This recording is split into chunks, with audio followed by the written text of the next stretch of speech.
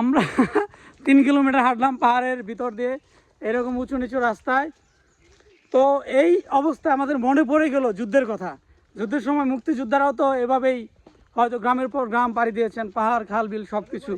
তাদের প্রতি কৃতজ্ঞ চিত্তে হৃদয় থেকে শ্রদ্ধা জ্ঞাপন করছি। তাদের প্রতি আমাদের মানে হঠাৎ করে মনে পড়ে গেল আসলে যুদ্ধের সময় তাহলে কত কষ্ট হয়েছে। তা আমাদের একজন গাইড আছেন, আবার এটাও মনে পড়ে গেল রাজাকারদেরকে তো আমাদের বাংলাদেশের আলবদর রাজাকার যারা ছিল পাকিস্তানিদের তো তারা এইভাবে দেখা নিয়ে গেছে।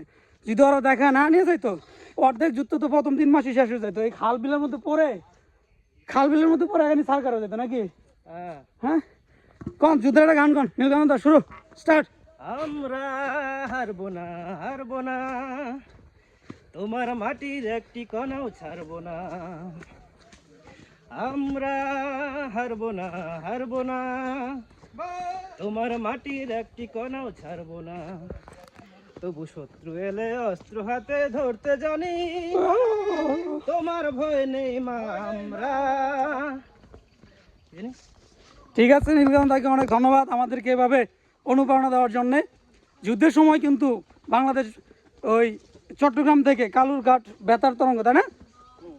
ওই বেতার তরঙ্গ থেকে আরও যেগুলো ছিল জল্লাদের দরবার, এগুলো থেকে কিন্তু এভাবে বিভিন্ন গান গিয়ে কিন্তু অনুপ্রেরণা দিত, শক্তি যোগাতো। আমরা আজকে সেটা অনুভব করতে পারছি। হাম ঝর্ণা যাওয়ার পথে আমরা সবাই এখন খুবই ক্লান্ত। একটু বসার জায়গা পেয়েছে, এখানে দোকান নাই, শুধু বসার একটু জায়গা আছে।